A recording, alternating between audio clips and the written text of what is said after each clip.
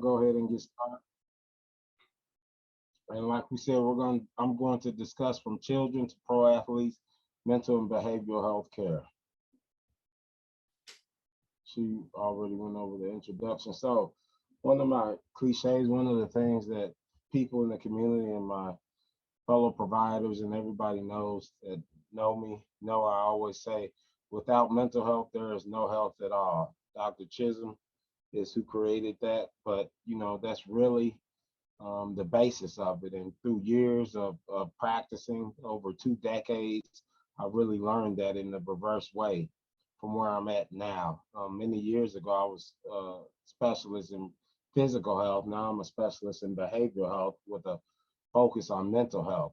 I love And that, that. Oh, I love that so much. Do you know, my first cancer, I was only 26. I had lymphoma, and the oncologist said to me, I can give you all the drugs in the world, Lori, but if you don't think you're going to get well, you're not going to get well.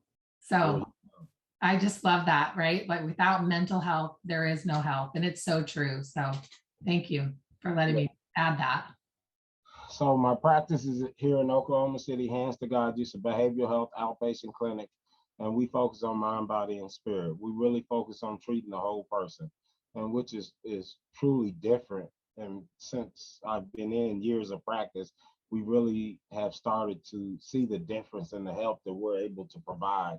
And the patients in the community really see and appreciate the difference when you're treating somebody from top to bottom, so to speak. So where do we begin? At the beginning, of course. And the first thing I have to talk about is anytime you're talking about depression, anxiety, and sleep, you have to go back from the very beginning, what I like to call the root. And we have to consider and bring up childhood trauma, better known as ACEs or adverse childhood experiences, right? So, and for those on the call that aren't aware with adverse childhood experiences, so adverse childhood experiences, so there was a study that was done from around 1995 to 1997 from Kaiser Permanente involving around 17 to 18,000 patients. And a family medicine doctor noticed something in his population, right? And he noticed something in his population, so he created a questionnaire. So the adverse childhood experience, the ACE questionnaire, is a 10-question form that covers 4 areas. Well, 3 areas: abuse as it relates to physical health, emotional health, and sexual health; neglect as it relates to physical health and emotional health; and then household dysfunction as it relates to mental health, domestic violence, divorce, incarcerated relative, and substance use disorder. And so now I'm really talking about, and Laura, like I was telling you earlier, from my days, so me getting involved in behavioral health really started many years ago, being a respiratory therapist, being in the emergency rooms, being on the floors, being in ICUs. And the admitting diagnosis may have been exacerbation of COPD, or exacerbation of emphysema, but the underlying needs were always behavioral. And I truly and really felt like it was something that I was missing, like I wasn't making the connection that I needed to get them better. I knew once they discharged that they would come back, but I found myself doing more and more talking to them, right? Years later, I know why. So now in my world, we talk about a needs assessment, right? And the needs assessments look like this. One of the first things we look for is, what type of support do they have? What type of supportive relationships do they have? We know that you're only as strong as your support systems. You were telling me something earlier, and I know you had an outrageous amount of support around you, right? You're only as strong as your support system. So we look at relationships, whether it be with caregivers, children, family members, peer. What type of supports do you have? Next, we're going to look at what type of sufficient sleep are you getting or aren't you getting? Sleep is extremely, extremely important. As you see, I highlighted that. That's how important it is. Sleep is a way that we recharge and refuel our bodies. Next, we have to look at the type of nutrition that you are getting or that you aren't getting. Nutrition is extremely important. here in the state of Oklahoma, this is actually one of the unhealthiest states in the United States of America. So nutrition is something that we talk about routinely and often. Regular physical activity. Obviously, if I'm talking about nutrition, then I have to bring up physical activity. Physical activity is described as any active sport where it increases your heart rate above 20 beats per minute for an extended rate of at least 30 minutes. So most people think you have to go run marathons, you have to find the nearest track and run 6 to 8 miles. No, it's simply 30 minutes a day, right? Mindfulness and meditation. Anytime you're talking about depression, anxiety, sleep, we have to talk about the opposite of that, which is mindfulness and meditation. What are we doing to relax our body? Even when we drive a car, at some point we put it in park. How are we putting our bodies at park? How are we putting our bodies at park? How are we stopping? If, even when we drive a car, we stop at some point, right? So how are we stopping our bodies? How are we relaxing our bodies, right? Experiencing nature. I talk about experiencing nature, but what I'm really talking about, how involved are you with the community that you're exposed to? We all have our own communities, right? What are we doing? How are we using the communities that we're involved with to experience some form of connection? If we know that we're only as strong as the connection that we have in life, what kind of connection do we have or are we experiencing within our own community? I want to tell you about my park. Okay. So I told you that I just had pneumonia. Yes. And then in the process of me having pneumonia, I was selling my home because we're building a new one, which we're, okay. So then I have to go to California to live temporarily while my other home is being built. And I got there and I like for 2 weeks, I just am like on, I don't know, like everything was annoying me. And, you know, and I have a lot going on, right? And I know what I need to do. Like I'm certified in yoga nidra, like meditation is a huge, huge part of what I teach people, but I wasn't giving myself that time. So this weekend I flew to Phoenix and I went on Friday morning. I drove up with some friends to Sedona. I unplugged my phone for like the whole weekend. It was a yoga retreat. So I was participating in these workshops and doing restorative yoga and mindfulness and meditation. We did a 4.5 mile hike to Devil's Bridge. And I came home yesterday. So it was like Friday through Monday. And I made new friends. And not that I need new friends. I mean, I have a ton of friends and I love it, but it was just so energizing for me because I'm an extrovert and that was my part. Like, and now I feel so much better. And I wasn't sleeping and I know all these things. I know what to do, but it's still a challenge, right? And so I just want to say, like, it's okay. Just give yourself some grace. And I love the park. We have to put it in park. Yeah. Yes. All right. Thanks for letting me say that. That's awesome. And finally, we have mental health care. You know, and what I tell the patients that I treat each and every day. So essentially, I'm the behavioral version of primary care. You know, we love to utilize our primary cares when we have a problem or an issue with our physical health, right? When our chest is bothering us, with their pneumonia, with heart issues, with foot issues, or whatever the issue may be, a cold or a flu, right? And we have no problem going to a primary care or your pediatrician. However, when your mood is different, when your thoughts aren't the same, when you're not sleeping at night, when you're noticing you're very irritable, when you're noticing changes that affect your mind, what do we do? Where are we going? What's the plan? Now, I understand, I know there's a huge stigma in our country as it relates to mental health. However, we have to understand and appreciate how we were created to be. And we have to begin to get better at treating our minds. I think we're getting better. Don't you think we're getting better at that? Yeah. Yes, over the past couple of years, I can agree we're getting better. And the state of the country over the last couple of years have been very different. And a lot of people have been coming forward at a much greater rate. Yeah. So how to achieve higher quality of sleep? right? So children who are exposed to abuse and trauma may develop what's called a heightened stress response. This can impact the ability to regulate their emotions, lead to sleep difficulties, lower immune function, increase the risk of physical illness throughout adulthood. These are some of the things that they notice in the study as it relates to ACEs. These are some of the things that we see today on a daily level in the population that we treat, and these are some of the things that we go over day to day. Make right in the adolescent population with the children, it's important to make our child feel safe, right? And there's two types of safe: physically safe and emotionally safe.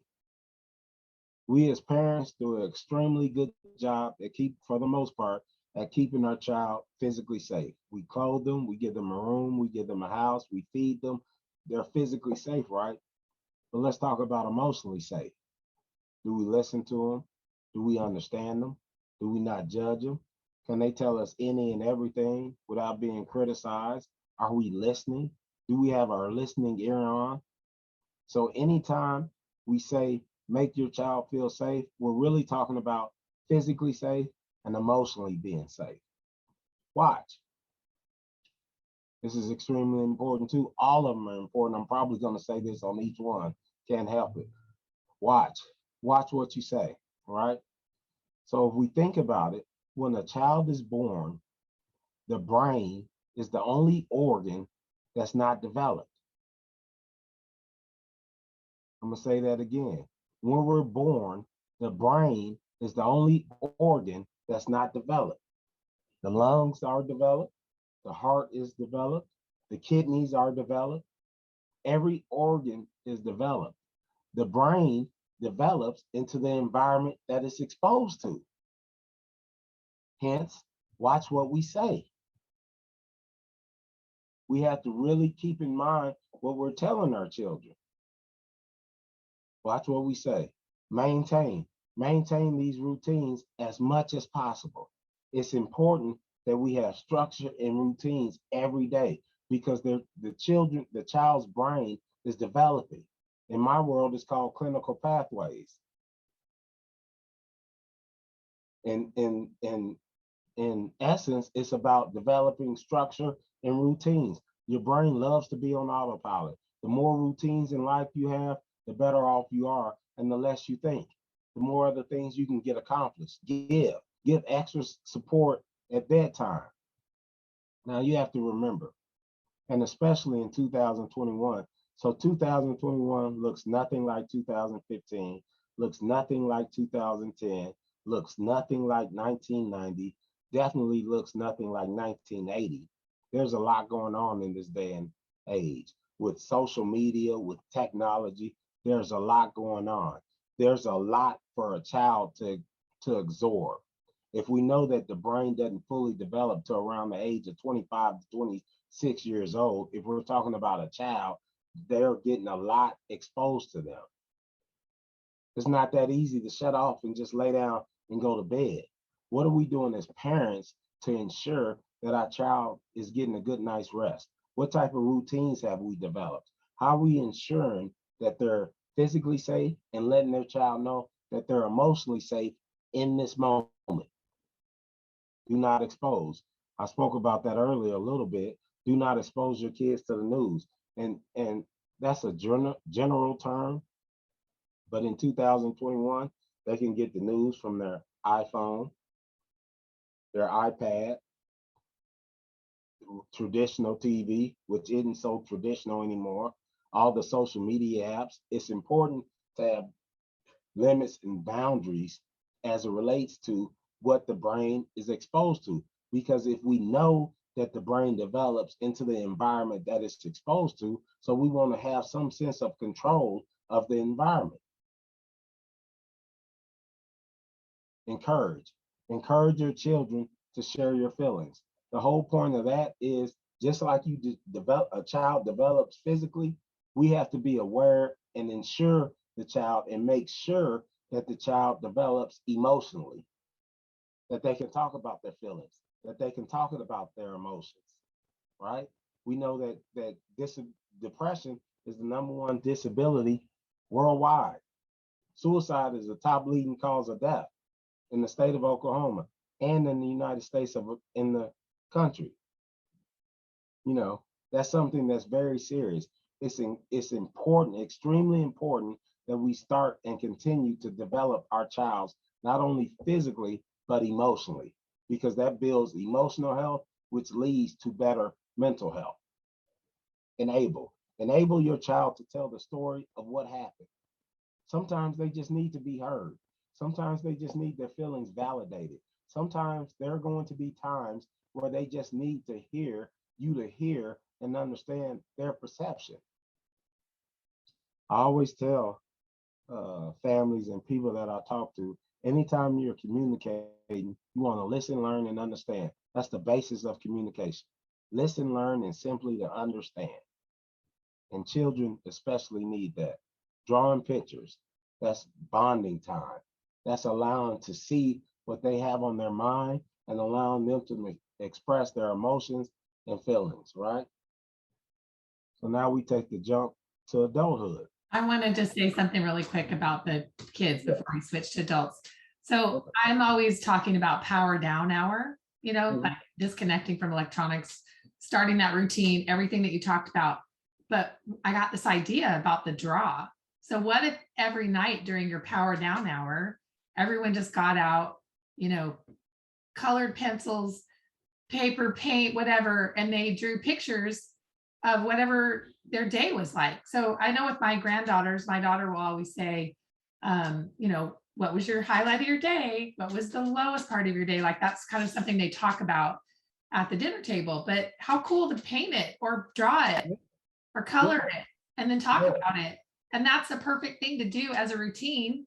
And it also can lead right into even a meditation prayer time, whatever you can do together as a family, right?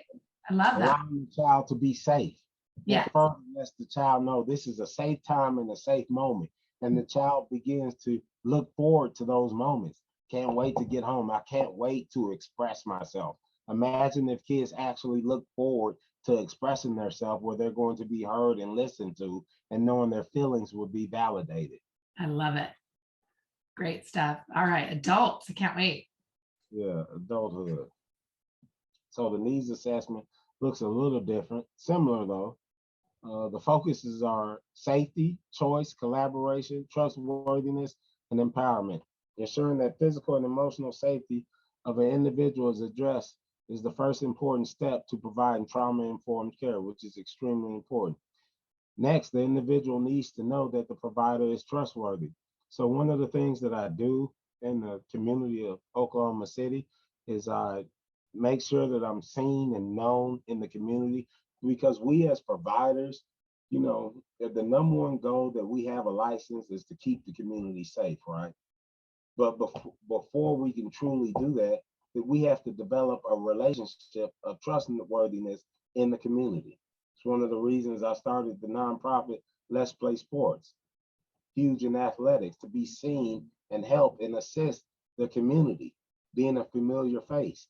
They're more open to talk to me about situations, which is truly important, which leads to safety, choice, collaboration, working with other providers in the community, and empowering each and everybody that we see. 7 things to try if trauma is impacting your sleep. And really, clinically, this is how I say if trauma is impacting your sleep, but really the reality is for most people, it's going to be anxiety that's affecting your sleep. And the story that I tell as it relates to anxiety, I tell this story that anxiety and insomnia are best friends. They always ride in the car together every day. And if you get in the car with one of them, you accept both of them without even knowing. Because if we think about it, to lay down, to go to sleep, you have to lay down, be still, relax, and shut your mind off. Well, people that struggle with clinical anxiety don't have those abilities. So I always tell people, before I even assess them for anxiety, I question their sleep. I ask them about their sleep because I know if their sleep patterns and all, I know what's leading them to that. So 7 things to do. Listen to your body. Extremely important. You were really talking about it earlier when you talked about the situation that you recently went through, right? And the story that I tell on that is, so like physically, and the easiest way for me to explain behavioral health and mental health is to give physical examples, right? So like physically, if you if your allergies are bothering you, you understand your triggers or what you're allergic to, and especially your signs and symptoms. Say you get a cold, you get a runny nose, you get a fever, you start coughing, you start exhibiting these signs and symptoms, and then immediately you either go to your pediatrician, your primary care, or you execute a plan. But as it relates to behavioral health and mental health, let's talk about what we do and what we don't do. So our mood changes, our thoughts are different, our sleep patterns are off, and we just keep letting the symptoms exacerbate and exacerbate and exacerbate. And what I can tell you is if you don't receive treatment or have a plan or have tools, it doesn't just miraculously go away. Experiment. Experiment with meditation, you know, and with this, if you think about it, we experiment with so many different things. We experiment with food, we experiment with driving locations, we experiment with all kind of things. But if we really think about it, what are we doing to experiment with making our mental health, our behavioral health better? What experiments are we trying to see what works? Can I give a couple examples? Okay. Because I think So people get lost when they hear meditation. I think they think, they have to be like, you know, it, no, and it then it's people not think that. Here's no. a perfect example. Okay. So number one, I always tell everybody this. Did you guys know that the actual clinical definition of insomnia is just the inability to escape one's thoughts? That's all it is. That's all it is. And basically, what happens is when we have insomnia, it's because we don't allow our brain to do what it's trained to do. And our thought processes are taken over. So, what I try to teach people is just close your eyes and just focus on your breath and imagine your breath being like rolling. Most people love the ocean, right? I haven't met anybody who has any trauma behind an ocean, but I'm sure they're out there, right? So you focus on that breath, right? Breathing in through the nose, out through the nose if you're able. And then imagine yourself doing something that you love to do.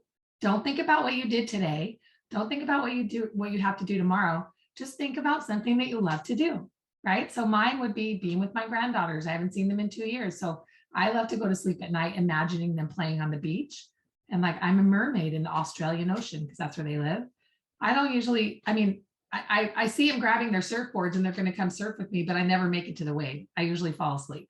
Right. So men who like to golf, I also like to golf. Imagine yourself playing on the most beautiful golf course in the whole entire world. You're probably not going to make it to the second hole. Right. Yeah. So that kind of thing. Also, counting backwards.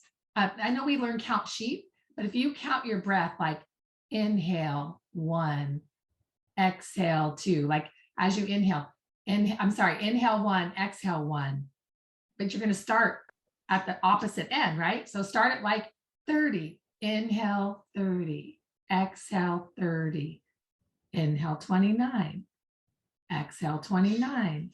And you count backwards and you probably won't make it to even like 10 No. numbers. That's a really good thing to do.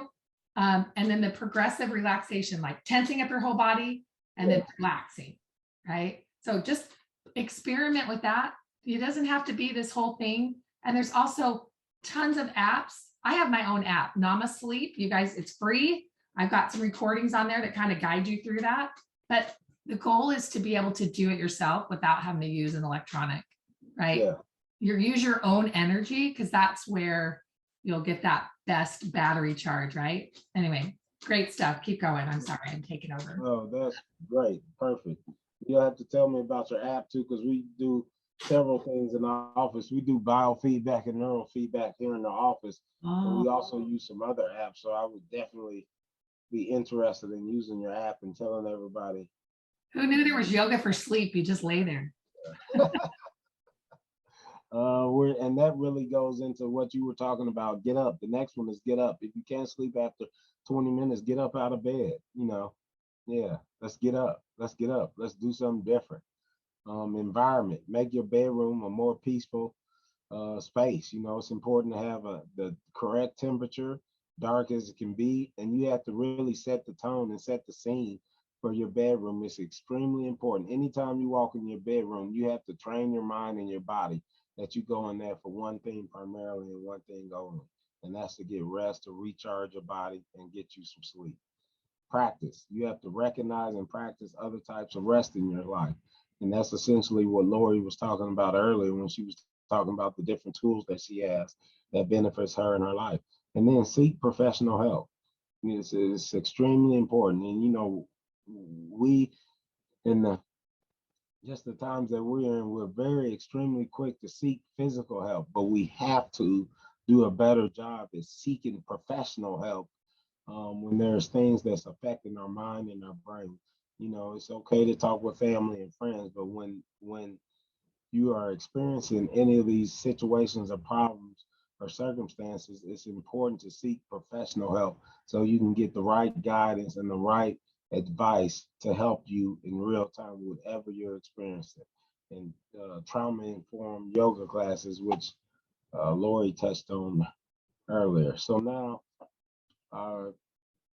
finish up with athletes, depression, and performance anxiety. Being a preferred provider for the Hall of Fame, the Pro Football Hall of Fame behavioral health program that was recently started. Big accomplishment of mine. Super excited for that. The needs assessment looks different for athletes because athletes are truly a different breed as it relates to performance. Athletes have to perform each and every day, right? So performance anxiety are symptoms often present in athletes. While some people become pumped up during the competition, if you interpret the rush of adrenaline as anxiety and negative thoughts take over, this can interfere with your ability to perform at rest. And one of the things, and this is something, so I have twin boys that are athletes, and I've worked with many, many thousands of athletes over the years. But even in my own personal situation, from the time they were young, I trained them and molded them to know that your body was simply getting ready to compete at a high level. Your stomach is getting prepared for you to compete. Your heart rate is only increasing, your blood pressure is only increasing, your shoulders are only getting tense because your body is getting ready to compete at the highest level that you've ever competed with. So I would ask them questions in reverse about are you getting ready? What do you feel? Talk to me about what you feel physically, and would clap and cheer them on and say, you're getting ready. How's it feel to know that you're physically and mentally prepared to compete at the highest level ever? In return, they went out and competed. And the same with professional athletes, collegiate athletes. It's about recognizing how you recognize what your body is telling you is how you will act out. If you believe that you're nervous, you're anxious, you're scared to death, there's thousands of people out there, you're going to perform just as such. But if you believe that you're prepared mentally and physically, you're ready, you've been training for this all of your life, you can't wait for any other situation. This is the moment that you've been waiting for. You will go out and perform just as such. So the facts about why sleep is important. Researchers suggest that sleep deprivation can cause athletes to become exhausted extremely quickly, which can reduce performance and even during training. Daytime sleepiness. One of the first things that I ask athletes, it doesn't matter if you're a professional, if you're collegiate, if you're in youth sports, what's your sleep patterns like? How much sleep are you getting? Because eventually you're going to tire down. If you don't charge your cell phone up at night, if you don't have an extended period of time to where you're dedicated to charging your cell phone, you will not get the most out of your phone. And that's just with a phone. So if we relate that to our bodies and performance, how are we charging our bodies? Everybody I use an athlete, LeBron James. He's a professional basketball player, and everybody talks about how he performs, right? Nobody really talks about how he recovers. So this is a man that spends well over $1 million on recovery. Floyd Mayweather Jr. is another one. Spends when he was performing, because that's what they are. They're performers. They have the ability to perform in front of millions of people with without a problem. So Floyd Mayweather Jr. spent millions of dollars on his recovery, yet he showed how he trained and how he performed and he got ready. But yet on the other side, he was spending all this money to ensure that his body recovered better than he ever thought was possible to do. And that's extremely important as it relates to sleep. And advice for those struggling with sleep: seek professional help. If it's something that you've been dealing with that's bothering you, is an active thought, seek professional help first and foremost. There's sleep clinics, there's behavioral health clinics, there's resources within every community that you're in to seek professional help and get to the root cause of it. Because if you're not getting good sleep, it's only a matter of time before your body begins to display that in more than one way. We have to do a better job at recognizing the signs and symptoms that what our body is telling us.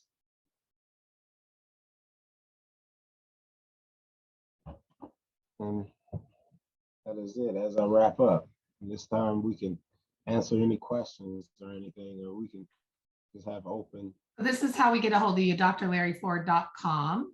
Yes. In Oklahoma, but he is also doing telemedicine. At h2gy.com. h2gy.com. I have a question. Are your twins going to one go to OU and one go to OSU? No, I believe they're going to both go to Southern University. I'm But kidding. I don't know. I'm kidding. Hey, here's a great question. If you get out of bed after 20 minutes of not sleeping, what are good activities to do to reset, and what activities should we avoid? Great question. So there's a couple types. I like to say that people, for the most part, people that come to me either have tools that they use that currently works for them. They have tools that they use that aren't working for them anymore, or they don't have the tools that they need. In this case, I would start with the tools that you have. It could be something as simple as reading a book. It could be something as stretching. It could be something as simple as taking a quick shower. I would start with first what you're comfortable with and some of the things that you may or may not have been doing in the past, and seeing if that works. If not, then that's where the experimenting comes in.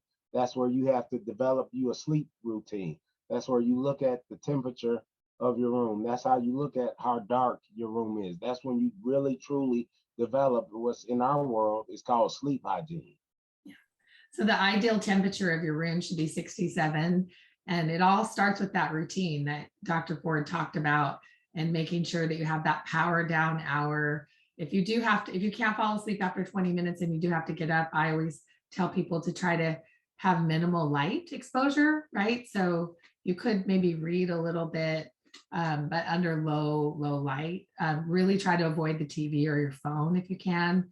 I mean, they have blue light blocking glasses and things like that, but you're going to want to try to do something that will help induce that tired feeling. And then as soon as you feel tired, you need to go back and try some of those experiments that we talked about with the meditating and the breath work and things like that. But yeah, don't lay there for more than 20 minutes. So here's another one. Let's see. Great feedback, guys. What if you fall asleep really hard, then you wake up after 5 hours feeling rested? And what if it's only 2 a.m? That's a good one. You're probably 50 and you're a woman.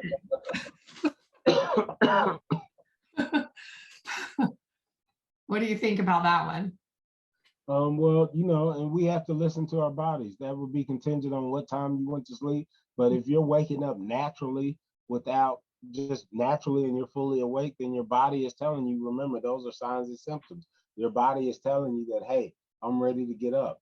Let's figure out if you're ready to get up. Get up.